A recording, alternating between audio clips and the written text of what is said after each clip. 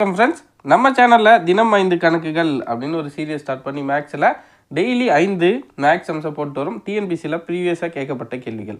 உங்களை இன்றைக்கி 18வது நாள், ஓகேங்களா? 18வது நாள் இன்றைக்கான 5 கேள்விகளை பார்க்கலாம் வாங்க. ஃபஸ்ட்டு கொஸ்டின், சிம்பிளிஃபை சுருக்குக x² - 16 / x + 4 divided by x - 4 / x + 4. ஓகேங்களா? இதை நம்ம எப்படி எளிமையாக சுருக்கலான்னு பாருங்கள். ஃபஸ்ட்டு 16 இருக்குது, இங்கே x² இருக்குது. இதை பார்த்தோன்னே நம்ம ஈஸியாக கண்டுபிடிக்கலாம். 16 எதோட ஸ்கொயர்? 4ஓட ஸ்கொயர். ஓகேங்களா? அப்போது x² - 16 எப்படி எழுதலாம்? 4 ஸ்கொயர் அப்படின்னு எழுதிக்கிறோம். ஓகேங்களா? கீழே இருக்கிற x + 4க்கு x + 4 அப்படியே எழுதிக்கிறோம். இங்கே வகுத்தல் இருக்குங்களா? இது நல்லா கவனிங்க இந்த ஸ்டெப்பை. இங்கே வகுத்தல் இருக்குது, இதை நம்ம பெருக்கலுக்கு மாற்ற போகிறோம். ஏன்னா வகுத்தல் இருந்தால் நம்மளால் கேன்சல் பண்ண முடியாது. இந்த வகுத்தலை பெருக்கலாக மாற்ற போகிறோம். அப்படி பெருக்கலாக மாற்றினா என்ன நடக்குன்னா, கீழே இருக்கிறது மேலே போயிடும், மேலே இருக்கிற நம்பர்ஸ் வந்து கீழே வந்துடும். ஓகேங்களா? அப்படி பார்த்தோன்னா x - 4 கீழே வந்துடும், x + 4 கீழே இருக்கிற x + 4 மேலே வந்துடும். ஓகேங்களா? அடுத்த ஸ்டெப் என்னென்னா x² - 4². இது a² - b² ஃபார்மெட்டில் இருக்குங்களா? அப்போ இது எப்படி எழுதலாம்? a + b × a - b. இப்படி எதுனா என்ன வரும்? ஏவோட வேல்யூ x, பியோட வேல்யூ 4. ஓகேங்களா? அப்படி எழுதுனா என்ன வரும்? x + 4 × x - 4. இந்த x² - 4² x + 4 × x - 4 அப்படின்னு எழுதலாம். இங்கே ஒரு x + 4 இருக்குது, டிவைடில் அந்த x + 4 அப்படியே போட்டுக்கிறோம். அதுக்கு அடுத்ததாக பக்கத்தில் டிவைட்லேருந்து தான் மல்டிப்ளையை மாற்றி வச்சுருந்தோம்ல, அதை அப்படியே போட்டுக்கோங்க. x + 4 divided by x - 4. இப்போ பாருங்கள், x + 4க்கு x + 4 கேன்சல், x - 4க்கு x - 4 கேன்சல். பேலன்ஸ் என்ன இருக்குது? x + 4. அப்போ இந்த கேள்விக்கான சரியான விடை எதுனா x + 4. ஆப்ஷன் ஏ x + 4 என்பதே இந்த கேள்விக்கான சரியான விடை. ஓகேங்களா? ரொம்ப எளிமையான ஒரு கணக்கு தான். அடுத்த கொஸ்டின் பாருங்கள். The income of a person is increased by 10% and then decreased by 10%. How much percentage does he lose? ஓகேங்களா? ஒரு நபரின் வருமானம் 10% அதிகரிக்கப்பட்டு மீண்டும் 10% குறைக்கப்படுகிறது எனில் அவருக்கு ஏற்படும் இழப்பு எத்தனை சதவீதம்? நிறைய பேர் அதான் 10% ஏற்றி 10% குறைச்சிட்டாங்களே, அப்போ அதே காசு தானே திரும்ப அவங்களுக்கு வருமானமாக வரும்னு நினைப்பீங்க. பட் அப்படி இல்லை. ஓகேங்களா? இப்போ 100 ரூபாய் எக்ஸாம்பிளுக்கு 100 ரூபா ஒருத்தர் வருமானமாக வாங்குறாருன்னா அவருக்கு 10% அதிகமாகறாங்கன்னு வச்சுக்கோங்க. 10%னால 10/100. ஓகேங்களா? 100 ரூபாயில் 10% அவருக்கு இன்க்ரிமெண்ட்டுன்னு வச்சுக்கோங்க. அப்போ 2 0க்கு 2 0 கேன்சல். அப்போ அவருக்கு இன்க்ரிமெண்ட் எவ்வளோ? 10 ரூபாய். ஓகேங்களா? அப்போது 110 ரூபாய். 100 ரூபாய் ஆல்ரெடி சம்பளம் கொடுத்துட்டுறாங்க, 10% இன்க்ரிமெண்ட் பண்ணதால் 110 ரூபாய் ஆகிடுச்சு. ஓகேங்களா? இப்போ இந்த 110 ரூபாயிலேருந்து 10% குறைக்க சொல்கிறாங்க. அப்போ இந்த 110லேருந்து 10% எப்படி கண்டுபிடிக்கிறது? 10/100. ஏன்னா 10% கண்டுபிடிக்க சொல்கிறாங்க. அப்போ 2 0க்கு 2 0. அப்போ 11 ரூபாய் குறைஞ்சிரும். மொத்த தொகை எவ்வளோ? நார்மலான அசல் தொகை 100 ரூபாய். 100ல் 11 ரூபாய் போச்சுன்னா 99 ரூபாயாக ஆகிடும். அப்போது 1% வந்து அவரோட வருமானத்தில் குறையும். கொஸ்டினில் இழப்பு எத்தனை சதவீதம்னு கேட்டிருக்காங்க. அப்படி பார்த்தோன்னா 100 ரூபாய் வாங்கிட்டு இருந்தவரோட சம்பளம் 10% அதிகரித்தா 110 ரூபாய் ஆகும். அந்த 110 ரூபாயிலேருந்து 10% குறைச்சா 99 ரூபாயாக மாறிவிடும். அப்போது அவருக்கு தான் 1% லாஸ்.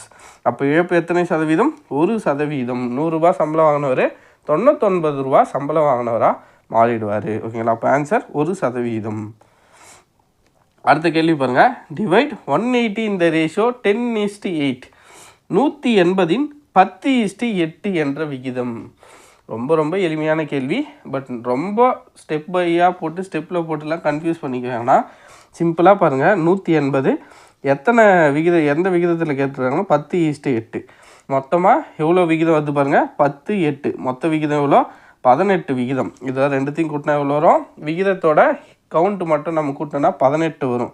ஓகேங்களா? இந்த 18 விகிதம் தான் என்னன்னு பார்த்தோன்னா இந்த 180.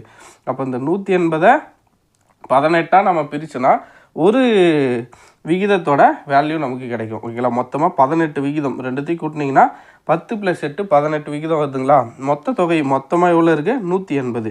அந்த 180ல் இந்த மொத்த விகிதத்தை நீங்கள் டிவைட் பண்ணிங்கன்னா ஒரு விகிதத்தோட வேல்யூ கிடைக்கும்.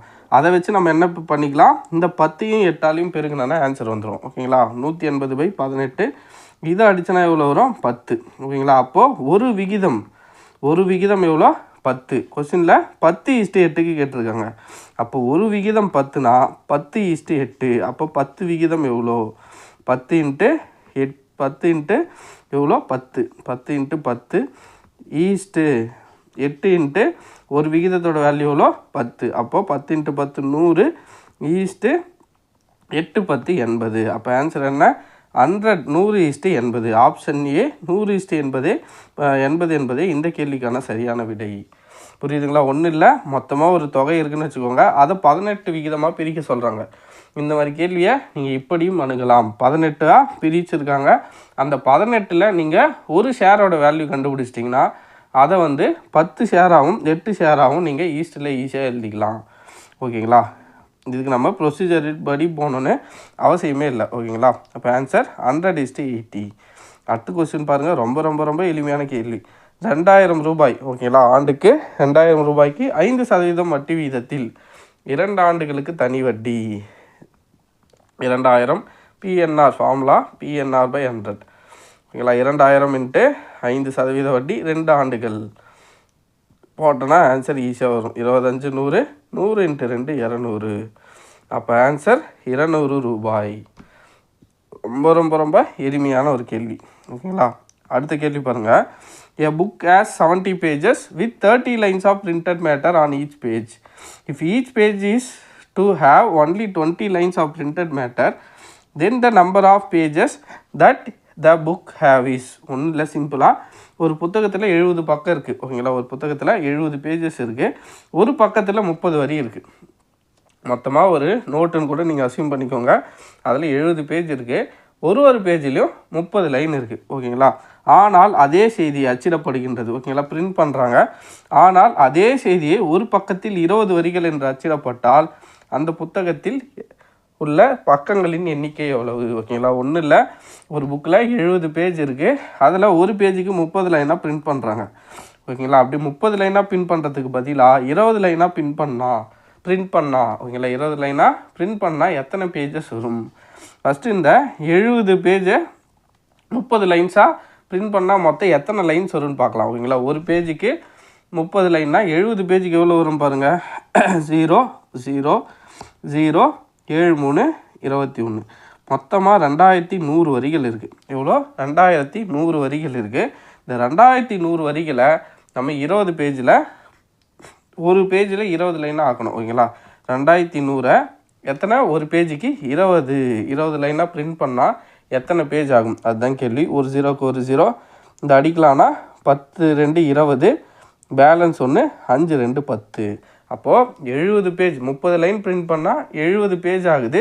அதுவே 20 லைன் பிரிண்ட் பண்ணால் 105 பேஜஸ் ஆகுது. ஒரு 35 பக்கங்கள் அதிகமாகுது. அப்போ ஆன்சர் என்ன? 105.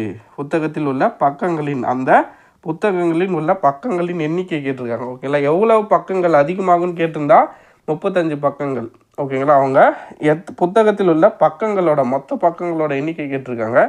அப்போ எவ்வளோ பக்கங்கள்? 105 பக்கங்கள். ஓகேங்களா. ரொம்ப எளிமையான ஒரு கணக்கு தான். அவ்வளோதான் ஃப்ரெண்ட்ஸ், இன்றைக்கான 5 கேள்விகளை பார்த்துட்டோம். நாளை இதே மாதிரி ஒரு 5 சம்மோட சந்திப்போம். நன்றி. கருத்துக்கள் ஏதாவது இருந்தால் கீழே கமெண்ட்டில் சொல்லுங்கள். நன்றி.